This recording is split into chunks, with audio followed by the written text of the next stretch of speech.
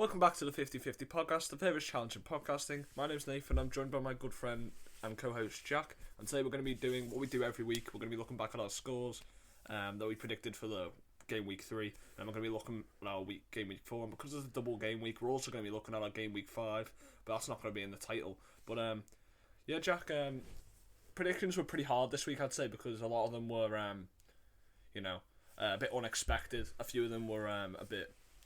hard to predict, I'd say. Yeah, but you did pretty well, didn't you? Good afternoon, everyone. I feel like we were close on them though. Like we had the right ideas, and some you went 1-0 for Tottenham, was 1-0. So it was just it's fine margins. Fine margins, yeah. Like everything in football, but yeah, I feel like this week was the best week yet of the Premier League. Do you think? Yeah, I just think there's drama throughout. There were a lot of goals in some games. Exactly. Yeah, I feel like not everyone's not up to speed, but after the last two games, they're more fitter and it's more competitive, and the games are just showing this season. The Premier League, there's no easy games and everyone's beatable.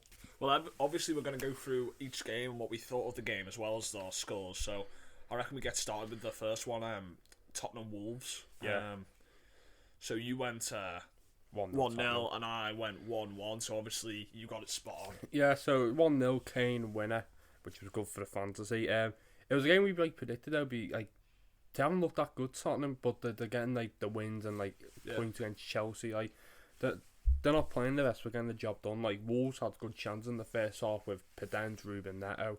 Guedes looked a bit. Ruben Neto.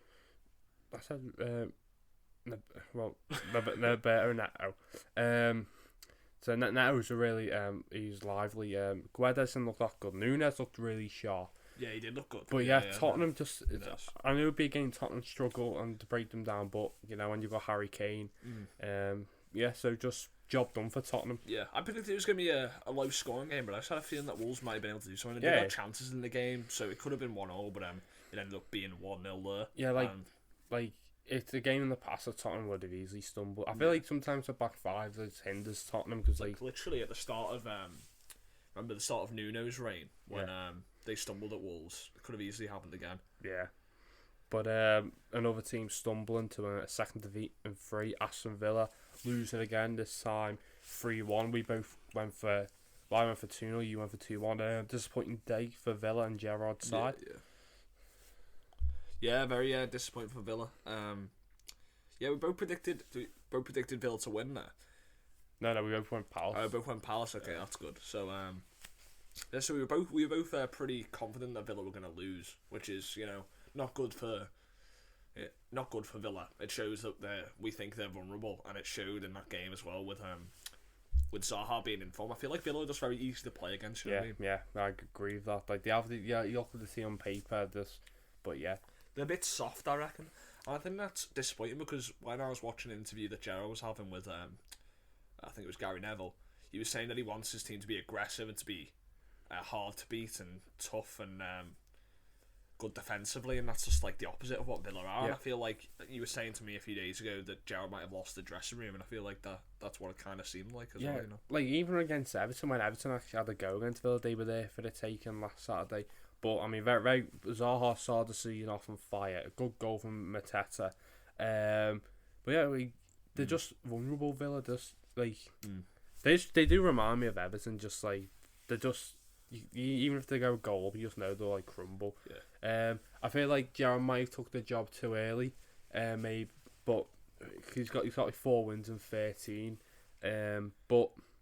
He needs to pick up points because they have invested in him heavily, but I feel just didn't buy correctly, buying older players.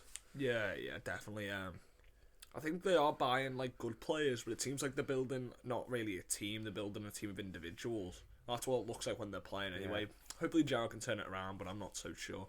Anyway, moving on to the next game, Notts Forest Everton, but I predicted Everton to win this game. We should have won. I mean, if then not long Forest fans, I'd be like, we had chances, but we should have won. We should have. I went for 1-0. It looked like we were going to lose, but thankfully Demarai Gray scored a fantastic goal, and it was just one of them days.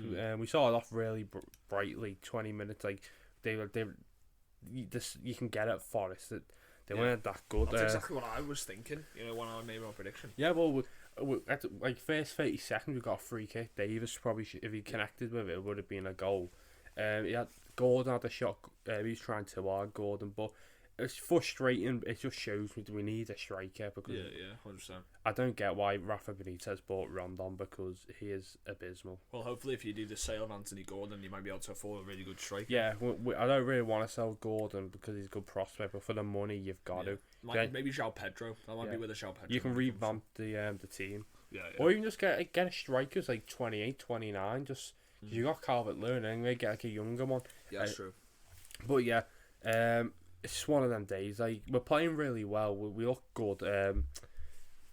I feel like when he brought Onana, it kind of changed the game for Forwards and when he took Rondon off for Dwight McNeil because they just went like 10 yards higher off the pitch and Onana he should have been brought on with like 10 minutes ago because Davis was playing well. But we're off the mark and. With Notts Forest, when they got Niakate injured in that game against West Ham, yeah, it was, yeah. In that game against West Ham, we got injured. I was looking at their back line, and they're playing like it looks like a championship back line. Yeah, McKenna, Joe Worrell, and Steve Cook. Yeah. So I was just thinking that was the reason why I mainly thought Everton were going to beat them, and it did. On stats it might have happened, but it didn't. And that was my predictions. That's what kind of had me off this week. But then, yeah. Do you want to introduce the next game? Yeah. So London derby, Brentford. We both we thought Brentford would win, but Fulham surprised us. Very surprising win. 2-0 up. Yeah, it shows just the madness of the Prem. Like Brentford can go to and beat Man United 4-0 and then go to lose the form the next week. They're only unlucky. Brentford. Ivan Toney got a goal to slow, which wasn't offside. But Mitrovic, he's got 3 and 3. Yeah, he's gonna be their catalyst if they want to. Any hope of surviving. Andres Pereira, he's done really well. Yeah. Every time I watch Fulham, he looks like he's the very focal point of their attack, and that's exactly what he needs to be if they want to. Yeah, because you can tell he wasn't a United ready player. Nah. But for Fulham, he can just there's no expectation on really. So there's no expectation that he can just blossom. He can just express himself. Yeah. But yeah, Bobby Decordova-Reid scored too. Yeah, he went. But yeah, Brentford must be disappointed after last week's, even after the start, 4 points and 2. But it's just one of them games. It just sums up how unpredictable the Premier League is. So we both predicted obviously 2-0 and 2-1, so 0 points from there. But then going on to Leicester Southampton, which was a very surprising game as get him sacked, get Brendan Rodgers sacked. As Southampton ended up coming back from. Being 2-0 down and Leicester just looked very, very weak. Shea Adams obviously scored a great goal and Joe Aribo also scored a No, Shea Adams got the both. Oh yeah, that was last game. Yeah, apologies. But Southampton ended up coming back brilliantly and Shea Adams made goal was fantastic, but pressure on Rodgers. He did drop Fofana and he said it looks like Fofana is going to Chelsea. Dropped Tielemans as well, which but Leicester Devon Sands, very sound back will keep. They're in free fall. At the end of the start of the season, Rodgers is overrated, and you're on the luck with 20 minutes ago and going to Southampton. You've just got to see it out. I just, what other players playing for them? I don't know. But I just don't rate Brendan Rodgers at all. I think your prediction at the start of the season of Leicester going being on a down year is definitely spot on. Yeah, I've seen it with my own eyes with Everton, with Roberto Martinez. Everyone looked at that team. I just didn't expect all their players to just down tools, like Fofana leaving, Tielemans leaving. They did it last year, to be fair. Yeah, they seem like they're not really fighting for Brendan Rodgers, and you can see it kind of on the pitch. I thought James Maddison was good, though. Yeah, scored a good free kick. I feel like Brendan Rodgers is the favourite to get sacked, to be honest. Do you think? Yeah. Do you reckon Gerrard? No. No, Or even Tuchel. I think Tuchel could be gone soon. Yeah. Mainly because Bowley's come in, and I feel like he'd want his own man. And as soon as Tuchel starts even not doing well at Chelsea, I feel like they might just pull the button on him. But I just think Brendan Rodgers always has this man in him. Yeah, they do go for a couple of seasons, but they need a striker. I think because I know Vardy's 36 in January. He's going to run out of goals forever. He's not going to score forever, is he? But Bournemouth, Arsenal. Was there a statement intent for Arsenal? But very convincing victory. Fantastic goal from Saliba. Brilliant performance from Arsenal. they're at it, aren't they? Yeah, definitely. You can just tell Priest they've upped it a notch. Fantastic performance from Odegaard, Jesus. Odegaard was fantastic in my fantasy. But yeah, it's impressive the top of the league, of course. Arsenal. They have a good run in. So, do you reckon the shouts for the title? No, I feel like they're playing really well right now, and they've got a brilliant start to the season. But I feel like they'll drop off. They've got Europe too to deal with. Europe, I feel like they'll drop off eventually. There'll be like a couple of games where they just don't get the results, and it's mainly, I think, because of their youth. I just don't know if they have enough of their enough quality. I don't know, they do. But to win the league, I don't think so. That's just my opinion. Maybe in a few years, once Saka and all that start getting into their prime years. I feel like they might be up there for like January, and then they might just tail off. Yeah, which will be expected. Bournemouth, I feel like Bournemouth fans shouldn't be too disappointed with their performance. You went 2-0 Arsenal, and I went 2-1 Arsenal. Yeah. So I just feel Bournemouth fans just keep your head up high. And I do think that Bournemouth will go down. They had a really good first game, but it seems like that's kind of expected. Yeah, obviously, yeah. But when I was watching them, especially against Arsenal, they just lack like there's no like defensive structure. Yeah, and also they lack the ability to keep the ball. Yeah, they give the ball away a lot, obviously because they're worse than Arsenal. But the amount of times they would only be able to muster up like 2 passes and then else lose it, and then that would played straight into Arsenal's hands. So I feel like that's going to be the story most of the season. I'm learning how Saliba's being a gem for Arsenal. He's had like 3 years away and he's come back. He looks fantastic. He looks ready-made. Yeah. But Chelsea, top 4 rivals, potentially they crumbled again. I went for a 1-0 draw. You went for a 2-0 Chelsea win. I don't get what's going on with Chelsea. They just don't look at it this season. I know they played well against Tottenham, but he's sinking around like Conor Gallagher in midfield. Koulibaly got sent off. Mendy had him there. They're like everything. They haven't got like a person who can just like finish the ball. They're playing with like a false nine. Yeah. It just doesn't work, and they really need someone in quick. Well, there's rumours about them getting obviously Aubameyang. I don't think he'd be that good though for Chelsea. That's Sky Sports were reporting, and yeah, I agree. I don't think he's probably the same player. He's a bit old, and I feel like that might be a detriment to him in the Prem now. But maybe with Chelsea, because they're a better side than Arsenal were at the time, you might still score goals, but I don't know. Anyway, I should have stuck with my original guess. I originally said that Leeds were going to beat Chelsea, but then I changed it to 2-0 Chelsea because of my fantasy, and obviously, it didn't go the best for me there. But but obviously you predicted 1-1. I had the feeling Chelsea would stumble just because at Ellen Road, Leeds bullied them in midfield with Mark Rocker and 100%. Tyler Adams, Aronson. Yeah. Rodrigo's finding his form. He's the top goal scorer. It's incredible. I don't know, Mendy, I've said it for you for a while, he's not that good with the ball at his feet, and it shows again. I feel like he's a little bit overrated. I remember talking to Kyron about like who would I have over like Mendy and Donnarumma, or like who should get higher in the Ballon d'Or. And I remember arguing with him saying that I'd probably go with Donnarumma. And then he was like, "Oh no, He said he'd definitely go with Mendy because he's one of the best in the league or whatever. He's won the AFCON. I don't think so. But he's good. In like my opinion, stop him. Yeah. That was why I was saying it. I was saying like because Mendy's like really good shot stopper, but then when it comes to actually like technically with the ball and stuff and his penalty saving and stuff, I feel like Donnarumma's just way better. So that's the reason why. Anyway. Fantastic start for Leeds. So two wins and a draw, I think. Yeah.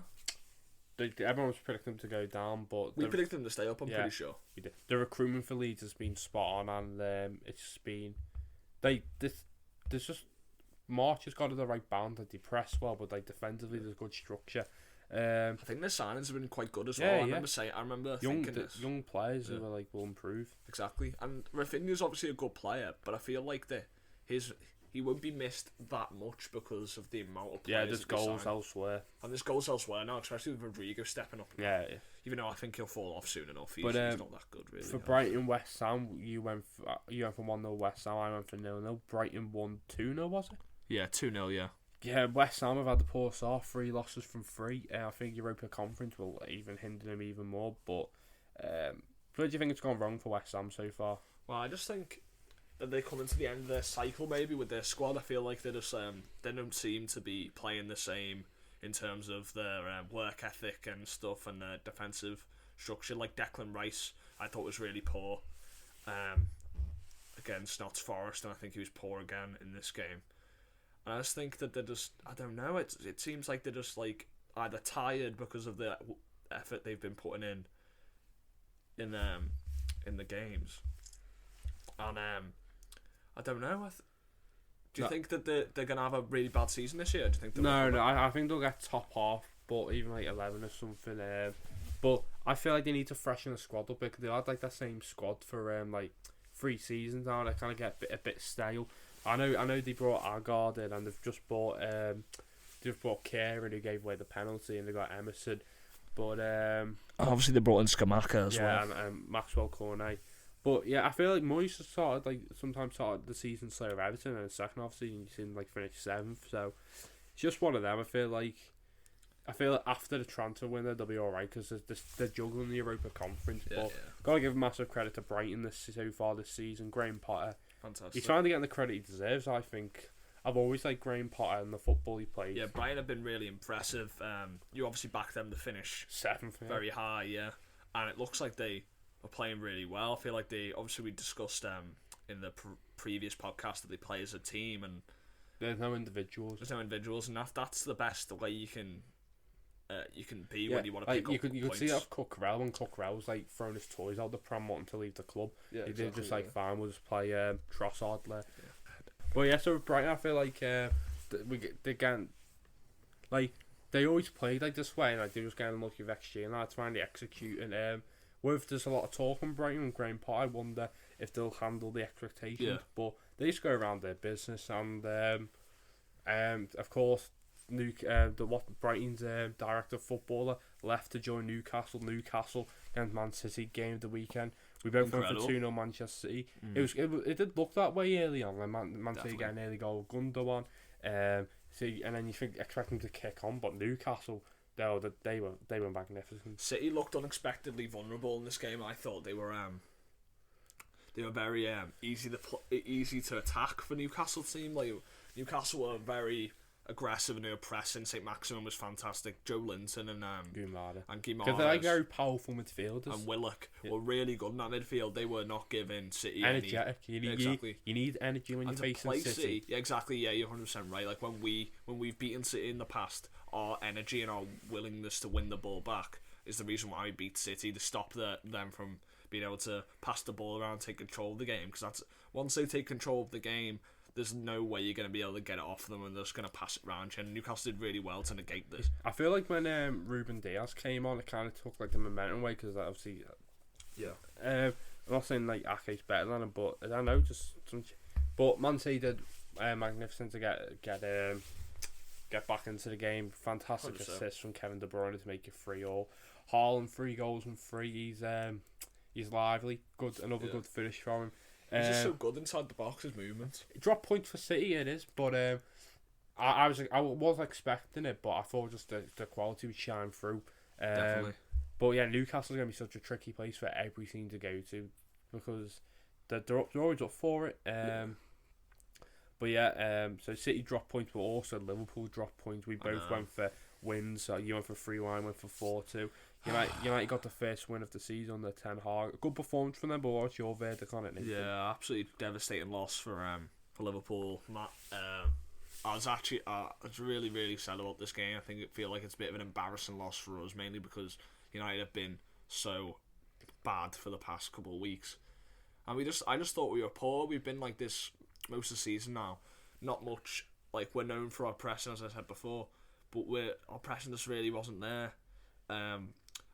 Our ability to pass the ball consistently without losing it has really gone down. Like, we just give away the ball so much. Like Trent especially, he goes for these long balls that just don't work, and he tries them like 50 times a game and they just don't work, and he just gives the ball back so many times, and it's getting really concerning for us, because obviously losing this many points at this stage of the season is very detrimental to our, not just our title hopes. Now title hopes probably out the window.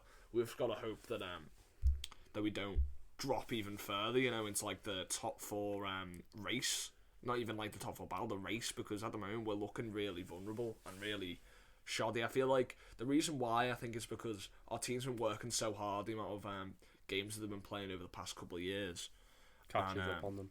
And yeah, it happened at Dortmund as well. I feel like our team might just be a bit, I don't know, losing a bit. Yeah, running out of steam and a bit of running out of fire for Klopp's style. So I kind of disagree. It's only 3 games in, you're 5 points off. City drop point, and City will draw. And like, City got Palace this weekend. They're very. A lot of people are saying that we're out with the title race. Like, I heard like someone like Shark of the Sport, like Liverpool fans saying we need to focus on top 4. Like, you're still in the title race. It's.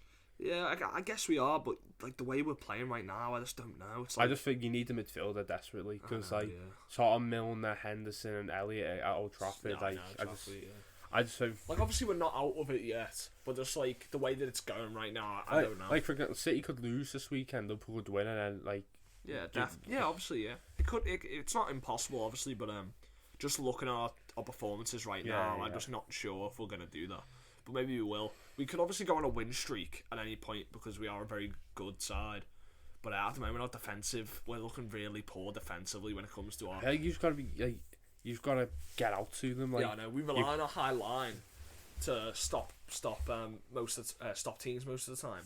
But this season we've been exploited by it, because not only we're really good at getting teams offside, but this season we've been allowing them to just get in behind constantly. It's really not good. But yeah, I feel like you've got to engage with the attackers, like be aggressive, be like like Ruben Diaz is very aggressive. You got to be like, because if you got the early goal on Monday, I'm saying you would have won. 100%. Well, even our attack, it's like our ability to build up play. Yeah, with Mane. Our ability to build up play has really gone down. Like, we just don't create good chances often. We just like pass it round. We get it around the edge of the box. We play it to Trent. He'll whip a ball in, and so to no one it'll go out. The keeper will either catch it, or he'll whip it in, and someone will have like a pot shot, and it'll go wide. Or we'll hit it to the edge of the box. We'll pass it around for a bit and then shoot, and then it'll go nowhere. We need to have an ability to create really good chances inside the box like City do constantly. But anyway, that's just a different philosophy. So going on to Man United, obviously you can give your thoughts on this. I thought Man United were fantastic. They pressed us throughout the entire game. Their fans were actually really good. Obviously it's probably because they've been on a downer, and obviously this is a big game for them. And I thought they were fantastic. Just took their chances when they come. Definitely. And I thought Ten Hag got his game plan and decisions making spot on. So yeah, but then just last thing, I think on Liverpool, I think our only good players in that game were Harvey Elliott and who else? Probably Luis Diaz. They were probably the only players who had anything really. And Cavalier, when he came on, actually was probably our best player. But yeah, really poor from us. But yeah, we have to go on to the next week now. Now we got Bournemouth. So wait, before what's got the current scores? 16-14 to me. So I've got a 2-point lead at the moment. Yeah, not the best week from me. While we get on to our week 4 game, so should we just dive straight into it? Yeah, 100%. So dive into the South Coast, Southampton, Man United, early kickoff. I think that could be another stumbling block for Man United. That could be our Southampton. They were 2-0 down the lead. They had the character to come back. They did win. I don't know. I feel like Ten Hag was a sort of Ronaldo. Yeah, I feel like it's a must win for United. Ronaldo can work though. I think he can work. I feel like though, I love Ronaldo. Like, I'm like the biggest Ronaldo fanboy ever. But I just feel like now, like you just see when like Martial and Rashford were linking up, like they can just like link up and like because it's just it's a fast, fluid front line. Yeah. Obviously, Ronaldo's a better finisher, and we're gonna get more goals than Martial. But I'm gonna go for 1-1. I think 1-1. I think that could be another stumbling block. I think United might take their might take their momentum into this game. I just don't know. I predicted this before though, and United have stumbled. Yeah. What did you go for? 1-0. 1-0. You know what you got to get from United. I think United are going to win. I just think they're going to take their momentum. They're going to play the same 11. They're going to play Varane and Martinez, and they're incredible against Liverpool. Especially Martinez. Yeah, especially Martinez, yeah. So what are you gonna go for? I'm probably gonna go for I think a 2. 2-1 United win. Actually, 2-1. 2-1. Yeah. Well, next game, 3:00 kickoffs. Brentford Everton. This is going to be a tough game. I feel like Everton got to just play low block, hit them on the break. Don't give them any spaces in behind. Just be tight, be compact. We need a striker before this game because we need to carry a goal threat because it's such a dysfunctional front line when because Rondon can't last 90 minutes and Dwight McNeil's was front. And it's unfair on the lad. He's just new to the club. Yeah. But they are there for taking Brentford. But I'm gonna go for 1-1 again. I'm gonna just sit in the fence. I feel like I can go either way this game. Yeah. I think without a striker, you're gonna struggle in this game. Yeah. But Brentford showed against in the last game that they are a bit vulnerable. Even though, I don't know. Yeah, I'm probably going for a draw 2, but I'm gonna go for 2-2 actually. Ooh. 2-2's after a high scoring game. Yeah, I have a feeling that even though Everton haven't got a striker, I feel like that this game's actually going to be pretty high scoring. The performances have been there, it's just the lack of goals for Everton. But Brentford they did play well against Fulham, but just going to be one. This is going to be. I've heard this could be a high scoring game. I'm not sure if you agree with me. Brighton versus Leeds. Could possibly be. Yeah, I'm going to go for 3-2 Brighton. Oh, this is a really tough game. 1-1 I'm going to go with. Yeah, it's kind of like the Brighton Newcastle game. Like both teams could win. They both play really attacking. Predicting draws is risky, but they both play attacking football on the front foot. They can't have chances. I feel it's going to be a very high open scoring game. Yeah, maybe I should go. Nah, I'm going to go 1-1. Yeah. Oh, Chelsea Leicester's going to be a difficult game to. I feel like. Yeah. Must win for both teams, I'd say. Or not for Leicester, but a game where you can see the performances there, and you can see the idea where because I don't think many people are behind Rodgers at Leicester, but do you reckon there's pressure on Tuchel for this match? 100%. If Tuchel doesn't win this game, then I feel like there's a chance that he could be sacked even at this early stage. Because of what I said previously. I think they will go.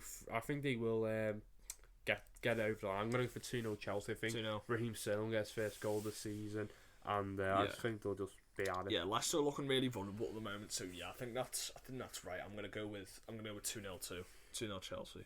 Yeah, I feel like Chelsea they're buying I don't feel like they're buying Tuchel players. I feel like Tuchel wants these players, but I don't think he wants experience. He wants players who can get into the starting 11 and not make a name, but just improve the squad because the midfield's kind of died in squad depth. It's an old squad. Their attacking depth isn't the best either. And they're not scoring goals. But anyway, nothing to lose for this game for Bournemouth, I'd say. At Anfield, Liverpool, Bournemouth. 2-1 Liverpool. I think they'll just get over the line. Well, not just. I feel like they'll be 2-0 up, cruising, and Bournemouth just get a goal. Yeah, I understand that. See, it's hard to predict at the moment because we've been so poor, passive. Yeah. It's like Bournemouth, we've got to. There's win nothing that to game. lose for Bournemouth. We have to win this game, and I don't think I can't see us losing. But as you said, Bournemouth probably could score just because of how poor our and also the nerves from the crowd and creaking. Maybe. You will get over the line. 3-1. Yeah. 3-1 Liverpool. Well, so I just feel like I think Cafe Moore might score a tap in or something off a corner or something. Because it's probably important to get because if you get the first goal early on, I feel the crowd be up for it just to get over the line. Yeah. But Man City always seem to stumble against Crystal Palace, and they've got them at the Etihad. Always last season lost 2-0. Season before, I think they drew 2-2. Yeah, I think I might predict. I might go for a Palace. Palace win. No, I think I'm just gonna go for 1-1. No, I don't want to go. I've went for too many 1-1s. I might go for 2-2. I can't. You would expect City to win, wouldn't you? Yeah, I'm gonna go with City to win actually.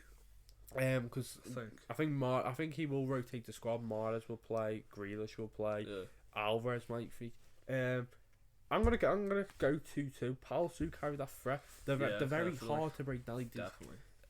So what have you went for? I'm gonna go with 2-1 City. I think Palace will score, but it'll be Palace will score and then City will come back. That's my prediction. Yeah, because I feel like the nerves will be the City fans will be oh, it's Palace bogey team. Yeah. They drew last year. Palace were the only team to not concede a goal to City last season. That's very impressive. And them and Tottenham are the only teams to not lose against them. Like, you're right, yeah. Maybe a 1-0 could be an you wouldn't think 1-0 though, City, would you? exactly. So I'm gonna I'm gonna go with 2-1 City. 2-1 I think City will win this one actually. Arsenal Fulham, this will be Fulham just came in the back of a 2-0 loss to Crawley. I feel like I don't think it'll be convincing just because Fulham have shown what they've done, but I'm gonna go for 3-0 Arsenal, I think. Or they'll go for 3-1, Mitrovic will score. Yeah, this is a really tough one to predict because obviously in the past Arsenal would lose this game. And the perception of Fulham Or just they'd be draw this game. Fulham are horrendous. Yeah. But with Fulham, they've been performing really well, but Arsenal have obviously been performing really well. I'm gonna go with an Arsenal win. They've showed that they're a really quality side, so I'm gonna go with it. 2-0. Yeah. Maybe not. Yeah, 2-0. Oh, a must win and a must not lose for these next two managers this game. Aston Villa versus West Ham at Villa Park, where this could go either way. I feel most games can go either way in the Premier League now, just because the quality is like improved so much. But it could be a draw. This Villa West Ham. I feel like both teams would just be. Yeah, I'm gonna go 1-0 that game. Yeah, what I'm gonna go. I was gonna go for 1-0, but I'm gonna go for 2-1. West Ham United. I feel like Moyes will just be compact. 2 corner piece goals with Villa are horrendous from set pieces. Yeah, definitely. That's a shout actually. Did concede a harsh penalty from a corner last week. You go for 1-0, did you? Yeah, 1-0. Yeah, I'm gonna go 1-0. I think it's a must win. 2-1's a good prediction, man. It's a must win, but you can't lose. Yeah, I'm gonna go 1-0. So I wonder if like Gerrard will change his approach. I don't feel Moyes will, because I feel like there's no pressure for Moyes. Just Wolves because... Newcastle's an interesting game as we go on to that. Yeah, well, this is a tough game to predict as well. Yeah, back four though. Wolves playing now. My first Nunes, Jean Martino, Ruben Neves. That is a good midfield three. I'm gonna go with 0-0 here. Oh, I was thinking 0. Do you know what I'm gonna go for? There's always sometimes there is just a 0-0. I'm gonna a go 1-0 Newcastle. 1-0 Newcastle. Jacob Murphy free kick. That's a good idea, man. It depends. Newcastle won't play how they played against City. Yeah, I'm gonna go 0-0. I think. You're also going for 0-0. Oh no, I went for 1 though. Sorry. Yeah. Forest Tottenham the last game. It's gonna be a tough game for Tottenham. I don't know. I feel like Tottenham will. Well, Tottenham will win. I don't think Tottenham will walk over them, but I just think they'll just survive a bit of pressure. 3-2. Oh yeah, I'm gonna go 3-2 Tottenham. I'm gonna go for 2-1 Tottenham. No, I'm going for 3-1 Tottenham. I'm going 3-2 Tottenham because I think that Forest will just have a fight in them. I think they might score like a dodgy goal, and then maybe get like 2 dodgy goals, and then let's go for 3-2. Spurs probably will score 3, I reckon. You go 3-2, did you? Yeah, 3-2. Yeah. Yeah, I feel like Forest, like they are so open and like. Yeah. We didn't really go for any upsets, did we, this week? Which is, it's risky because anything. I'm for Palace to draw. Yeah. But yeah, with Forest Tottenham, I think because Mangala looked good for Nottingham Forest, but Lingard wasn't non-existent. I feel like they might just go to a 3-5 to that game. I just feel like Tottenham will just be patient, sniff them out, drag them all over the place, and get the goals. If they get quick fire, game over. Obviously, Forest still need to bed in their new signings because they haven't even played Emmanuel Dennis or he didn't came. He came or Gibbs White. Yeah, no, Gibbs White came on against Everton. Yeah, but they haven't started him yet. But yeah, was Gibbs White? Did Gibbs White do anything when he came on? Oh, he should have scored. To be fair, when we went 1-1, cut back to him and he skied it over. Yeah, but yeah, he looked better. He went up top with Brennan Johnson because Anya Weed didn't really look that good. But it's obviously still early on for him. But yeah, I feel we should wrap up there, Nathan.